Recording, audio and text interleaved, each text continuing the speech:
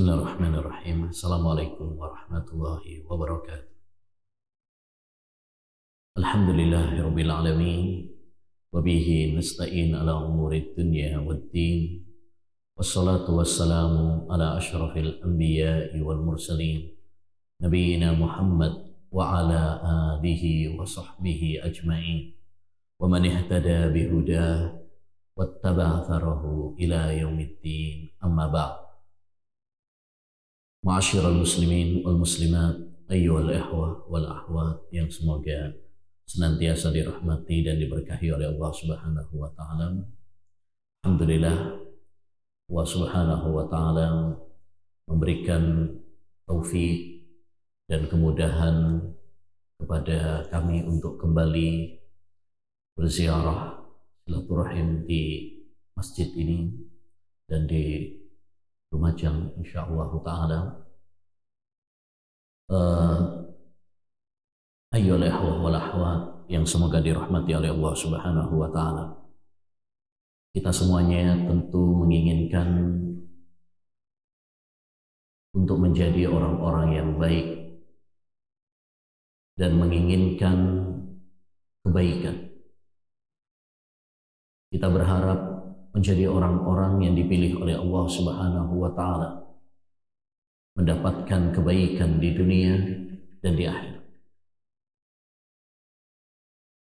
Namun bagaimana kiat langkah menuju hal itu? Bagaimana caranya menggapai kebaikan di dunia dan di akhirat?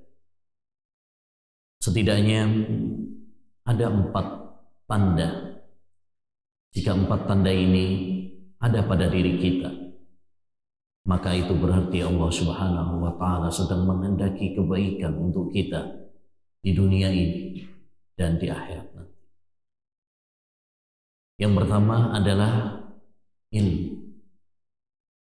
Ketika kita dimudahkan oleh Allah Subhanahu wa taala memahami ilmu agama, mempelajari agama Islam yang bersumberkan Al-Quran dan Sunnah Nabi Sallallahu Alaihi Wasallam, maka itu adalah pertanda bahwa Allah Subhanahu Wa Taala sedang menghendaki kebaikan untuk kita di dunia dan di akhirat nanti.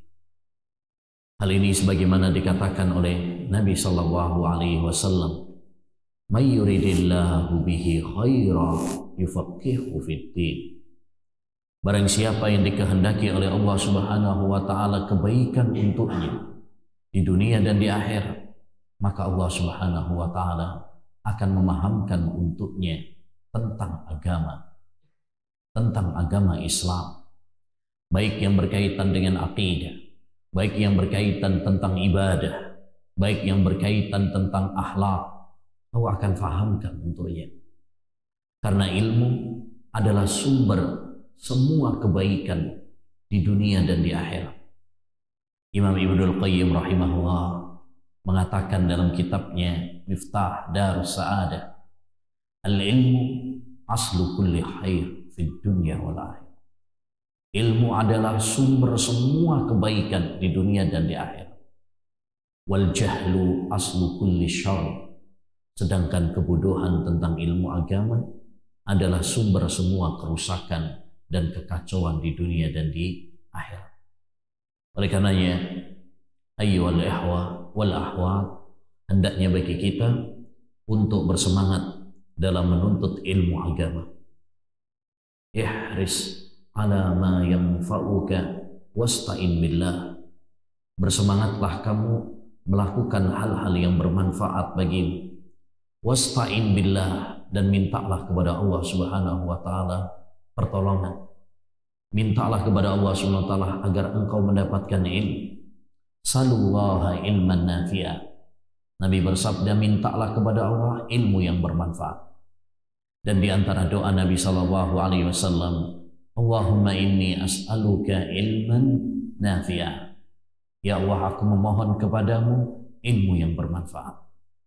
Maka tanda yang pertama, Allah Subhanahu wa taala menghendaki kebaikan bagi seorang hamba tatkala dimudahkan bagi kita untuk menuntut ilmu agama. Baik ya, memudahkan kita menghadiri majelis-majelis ilmu, memudahkan kita untuk membaca kitab-kitab para ulama, ya, membaca Al-Quran, membaca hadis-hadis Nabi SAW, mendengarkan kajian-kajian ya yang berisi ilmu, atau ya wasilah-wasilah yang lain, sarana-sarana yang lain untuk mendapatkan ilmu, maka itu adalah tanda bahwa Allah Subhanahu wa Ta'ala sedang menghendaki kebaikan untuk kita. Ketika kita dimudahkan untuk hadir dalam majelis ilmu seperti ini misalkan, maka ya bergembiralah, maka ya bersyukurlah, karena ini adalah tanda bahwa Allah Subhanahu wa Ta'ala sedang menghendaki kebaikan untuk kita. Man salaka tariqan yaltamisu fihi ilman sahhalallahu lahu bihi tariqan ilal jannah. Siapa yang menempuh perjalanan dalam rangka untuk menuntut ilmu agama, maka Allah Subhanahu wa Ta'ala akan memudahkan baginya jalan menuju surga. Siapa yang dimudahkan baginya menghadiri taman-taman surga dunia, maka itu adalah tanda bahwa Allah Subhanahu wa Ta'ala akan memudahkan langkahnya menuju surga yang sesungguhnya. Maka kita harus bersemangat untuk menuntut ilmu agama dan senantiasa memohon kepada Allah Subhanahu wa Ta'ala, berdoa kepada Allah Subhanahu wa Ta'ala, minta tambahan ilmu. Wa qur rabbi zidni ilma. Katakanlah wahai Muhammad, ya Allah, tambahkanlah ilmu kepadaku. Allah memerintahkan kepada nabinya untuk minta tambahan ilmu, bukan minta tambahan harta, bukan minta tambahan tahta, bukan minta tambahan wanita, tetapi Allah SWT memerintahkan kepada nabinya untuk berdoa minta tambahan ilmu, karena ilmu ya adalah sumber semua kebaikan di dunia dan di akhirat. Yang kedua, tanda Allah Subhanahu wa Ta'ala menghendaki kebaikan bagi seorang hamba tatkala Allah Subhanahu wa Ta'ala memudahkan kita untuk beramal saleh, untuk mengamalkan ilmu yang telah kita pelajari dan kita ketahui. Hal ini sebagaimana disebutkan oleh Nabi Sallallahu Alaihi Wasallam dalam sebuah hadis yang sahih, disahihkan oleh Syekhul Albani dalam As-Sahihah. Kata Nabi Sallallahu Alaihi Wasallam, "Idza arada Allahu bi 'abdihi khairan ista'malahu." Sesungguhnya Allah Subhanahu wa Ta'ala apabila menghendaki kebaikan bagi seorang hamba, maka Allah Subhanahu wa Ta'ala akan memperkerjakannya. Qalu kaifa sta'malahu ya Rasulullah. Lalu para sahabat bertanya kepada Nabi, apa maksud Allah memperkerjakan dia? Ya. Kata Nabi alaihi salatu wassalam, yuwaffiquhu lil amali salihi qabla al-maut. Yakni Allah Subhanahu wa Ta'ala akan memudahkan baginya, memberikan taufik kepadanya untuk beramal saleh sebelum meninggal dunia. Jadi, ketika Allah Subhanahu wa Ta'ala memudahkan langkah kita untuk beramal saleh, untuk melakukan amal-amal kebajikan, untuk mewujudkan ketakwaan kepada Allah Subhanahu wa Ta'ala, untuk mengamalkan ilmu yang telah kita pelajari, itu adalah tanda bahwa Allah Subhanahu wa Ta'ala menghendaki kebaikan untuk kita di dunia dan di akhirat. Karena kebahagiaan adalah dengan amal saleh.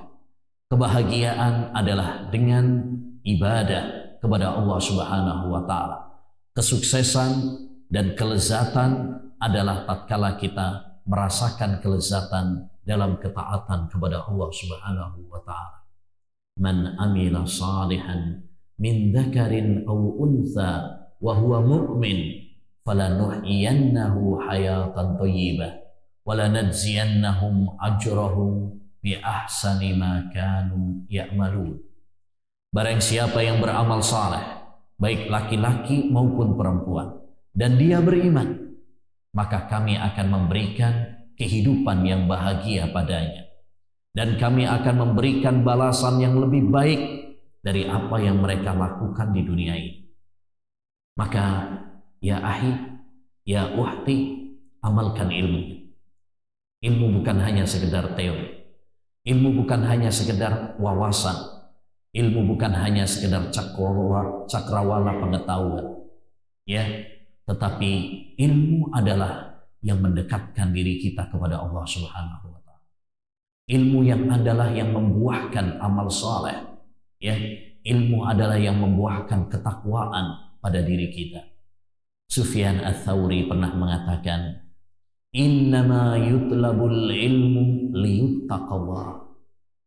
Ilmu itu dicari agar kita bisa bertakwa kepada Allah Subhanahu wa Ta'ala. Tujuan kita menuntut ilmu, tujuan kita ngaji, ya, adalah agar kita menjadi hamba-hamba Allah Subhanahu wa Ta'ala yang bertakwa kepadanya, mengamalkan perintah-perintahnya dan menjauhi larangan-larangannya. Bukan hanya sekedar pengetahuan, bukan hanya sekedar teori, bukan hanya sekedar wawasan. Apalah artinya ilmu yang banyak jika kita tidak melakukannya, jika kita tidak mengamalkannya. Allah Subhanahu wa Ta'ala mengecam orang-orang yang memiliki ilmu tapi tidak mengamalkannya. Ya ayyuhalladzina amanu lima taquluna ma la taf'alun kabura maqtan 'indallah an taqulu ma la taf'alun. Wahai orang-orang yang beriman, kenapa kalian, ya, mengatakan apa yang tidak kalian kerjakan? Sungguh besar kemurkaan Allah Subhanahu wa Ta'ala, ya, kalian mengatakan apa yang tidak kalian lakukan. Maka ilmu yang bermanfaat adalah ilmu yang membuahkan rasa takut, membuahkan ketakwaan kepada Allah, ilmu yang diamalkan. Adapun ilmu yang tidak diamalkan, maka itu bukanlah ilmu yang bermanfaat, bukanlah ilmu yang dipuji oleh Allah Subhanahu wa Ta'ala, tetapi itu adalah ilmu yang palsu. Kullu ilmin la yazidul imana quwwatan wa thabatan fahuwa madhur. Kata Imam Ibnul Qayyim dalam kitabnya Al-Fawaid, setiap ilmu yang tidak membuahkan amal saleh, tidak membuahkan kuatnya iman, maka itu adalah ilmu yang ternodai, ilmu yang palsu, ilmu yang terkotori. Na'udzubillah min dzalik. Maka, ya, mari kita sibukkan diri kita dengan amal saleh. Mari kita sibukkan diri kita dengan ibadah kepada Allah Subhanahu wa Ta'ala. Lebih-lebih di zaman ini, zaman yang penuh dengan fitnah, fitnah syubhat, fitnah syahwat. Maka tanda kebaikan seorang muslim manakala dia sibuk dengan ibadah, dia sibuk dengan sholat, dia sibuk dengan puasa, dia sibuk dengan menuntut ilmu, dia sibuk dengan membaca Al-Quran, dia sibuk dengan amal-amal kebajikan lainnya yang bermanfaat bagi manusia, ya, bukan menyibukkan dirinya dengan hal-hal yang tidak bermanfaat. Nabi bersabda, al-ibadatu fil haraj kahijratin ilayya. Ibadah di saat-saat fitnah, di saat-saat kekacauan, ya, pahalanya seperti hijrah kepadaku. Ya. Dan Nabi SAW bersabda, min husni islamil mar'i tarkuhu ma la ya'ni.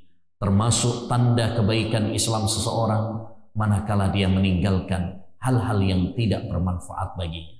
Tinggalkan hal-hal yang tidak bermanfaat bagi kita di dunia dan di akhirat.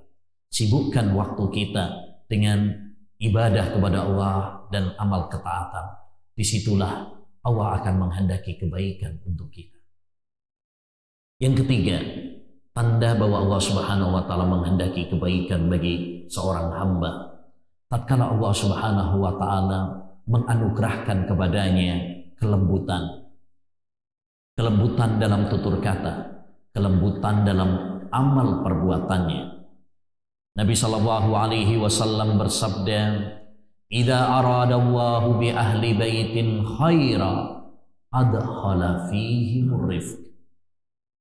Jika Allah Subhanahu wa taala menghendaki pada suatu rumah tangga, Allah menghendaki kebaikan bagi sebuah rumah tangga, maka Allah Subhanahu wa taala akan memasukkan di tengah-tengah mereka kelembutan, cinta dan kasih sayang dan akhlak yang mulia. Ketika Allah Subhanahu wa taala memberikan kelembutan, maka itu adalah tanda kebaikan. Rasulullah sallallahu alaihi wasallam bersabda, "Ma kana rifqu fi syai'in illa zana, wa ma nuzi'a an syai'in illa syana." Tidaklah kelembutan ada pada sesuatu kecuali akan memperindahnya, dan tidaklah kelembutan dicabut dari sesuatu kecuali akan menodainya, mengotorinya. Maka ikhwani wa akhwati fillah rahimani wa rahimakumullah, hendaknya bagi kita untuk memiliki sifat lembut, memiliki sifat kasih sayang terhadap keluarga kita, terhadap teman-teman kita, terhadap masyarakat kita.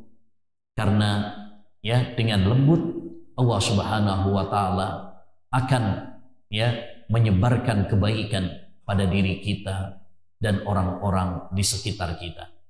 Sebaliknya, jika kita kasar, jika kita keras, maka Allah Subhanahu wa taala akan mencabut kebaikan dari diri kita. Fabima rahmatin minallah lintalahum walau kunta faddan ghalidhal qalbi lam faddu min hawli. Kata Nabi alaihi salatu, kata Allah Subhanahu wa taala, dengan rahmat Allah Subhanahu wa taala hendaknya engkau berlemah lembut kepada mereka. Karena jika engkau kasar, keras, mereka akan lari dari, mereka akan bubar dari. Karena tabiat manusia, naluri manusia, fitrah manusia mencintai kelembutan, mencintai cinta dan kasih sayang, mencintai akhlak yang mulia.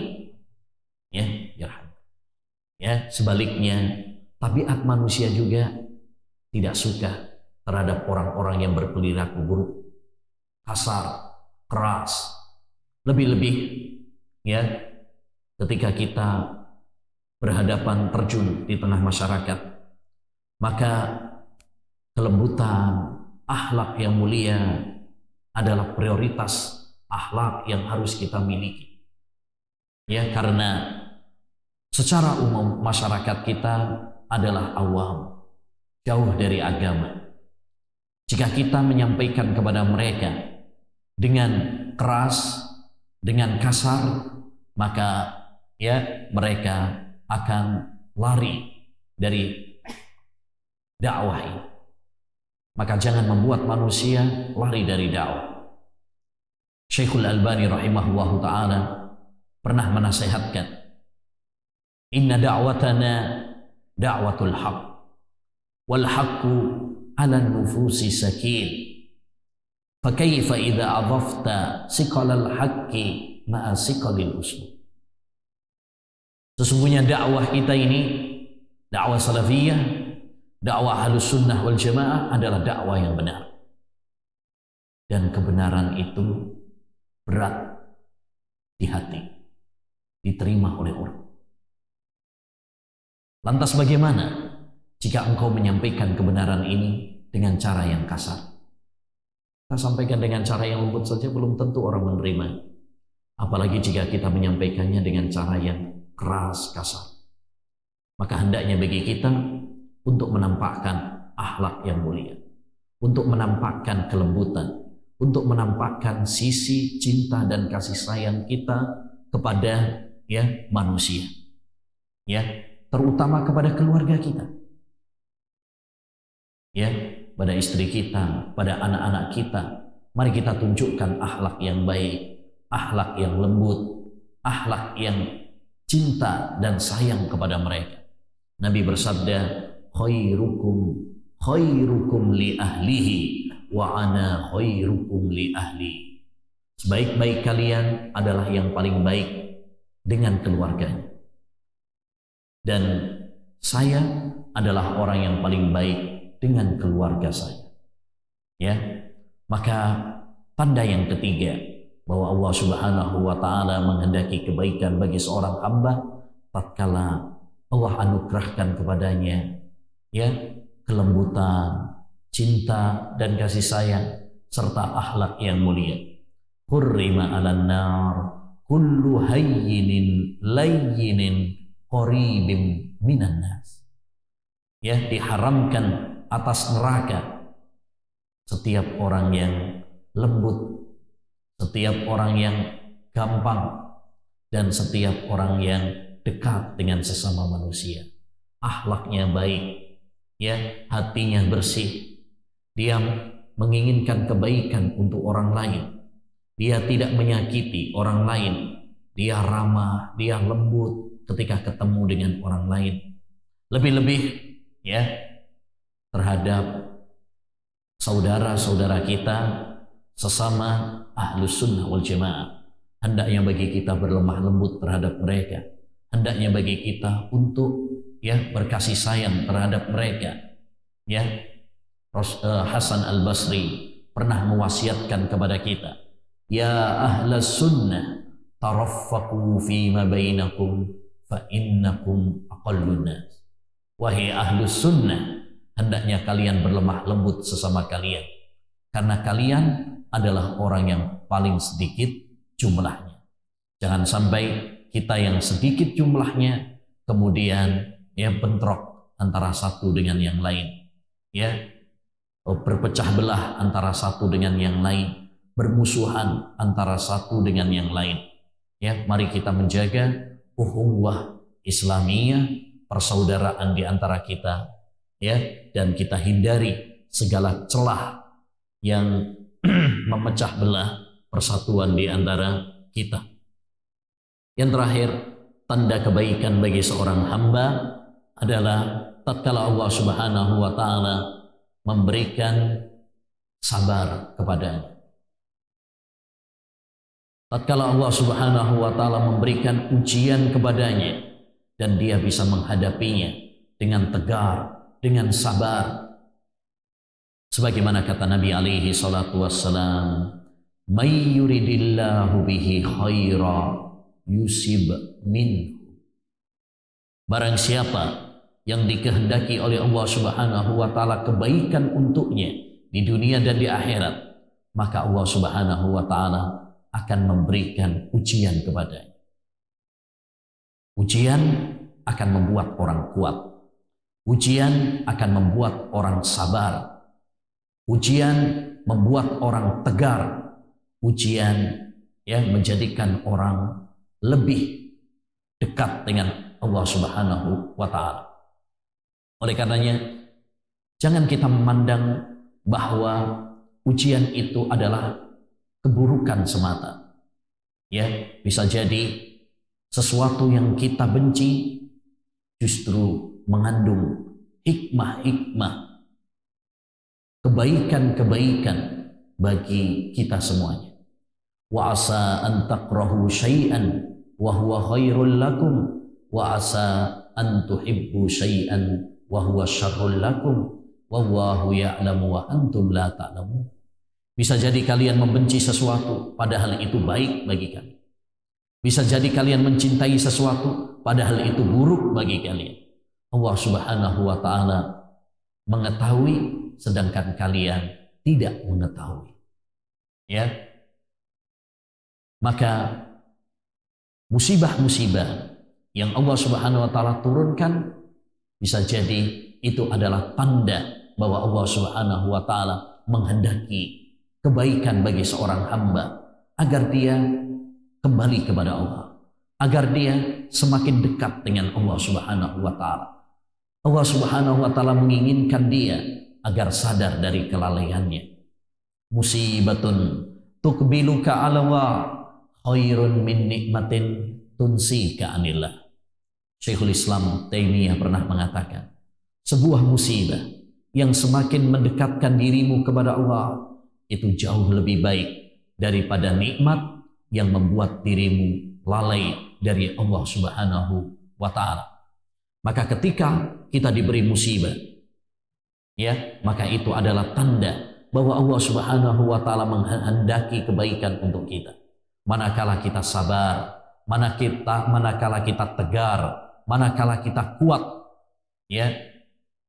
Rasulullah sallallahu alaihi wasallam bersabda, "Ajaban li amril mu'min, inna amrahu kullahu khair." Sungguh indah urusan orang-orang yang beriman. Semua urusannya baik baginya. In asabathu sarra'u syakara fakana khairan lahu. Jika dia mendapatkan kebaikan, dia bersyukur dan itu adalah baik baginya. Wa in asabathu dharra'u sabara fakana khairan lahu. Jika dia mendapatkan musibah, dia sabar dan itu pun baik baginya. Ya, sabar adalah kunci dari keimanan. Imam Ahmad mengatakan, Allah SWT menyebut sabar dalam 90 ayat di dalam Al-Quran. Dan sabar adalah puncak keimanan. Ya, kata Ali bin Abi Thalib, perumpamaan sabar bagi keimanan seperti kepala bagi badan. Ya, tidak ada artinya keimanan tanpa sabar, sebagaimana tidak ada artinya badan seseorang tanpa kepala. Ya, dan sabar ada 3 macam. Sabar dalam ketaatan kepada Allah Subhanahu wa Ta'ala, menjalankan perintah-perintah Allah Subhanahu wa Ta'ala. Wa'mur ahlaka bis salati wastabir 'alaiha. Perintahkanlah keluargamu untuk sholat dan sabarlah. Yang kedua, sabar dalam meninggalkan larangan-larangan Allah, mengerem hawa nafsu kita, melawan hawa nafsu kita. Karena hawa nafsu seringkali mengajak kepada maksiat dan dosa.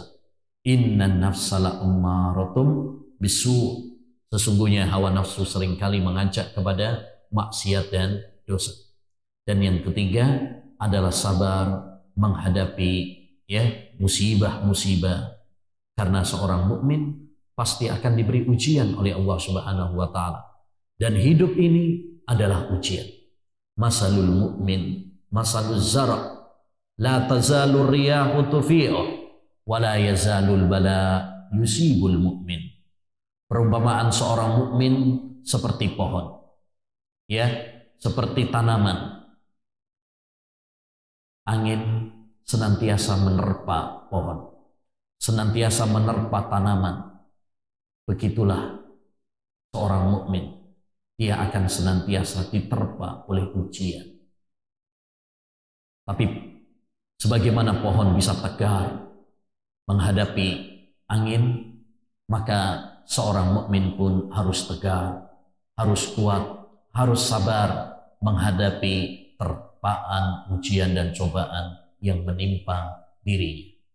Semoga Allah Subhanahu wa Ta'ala menganugerahkan kepada kita kebaikan, dan semoga Allah Subhanahu wa Ta'ala memudahkan bagi kita untuk memiliki 4 tandanya, yaitu ilmu, amal saleh, kelembutan dan akhlak yang mulia, serta kesabaran.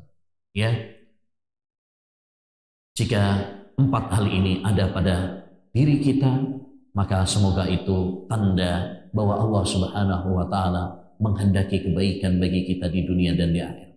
Jika kita belum memiliki 4 tanda ini, maka segeralah untuk memilikinya sebelum Allah Subhanahu wa Ta'ala mencabut nyawa kita. Wabillahi taufiq wa sallallahu wa sallama ala nabiyyina Muhammad wa ala alihi wa sahbihi ajma'in. Subhanakallahumma wa bihamdika asyhadu an la ilaha illa anta astaghfiruka wa atubu ilaih. Assalamualaikum warahmatullahi wabarakatuh.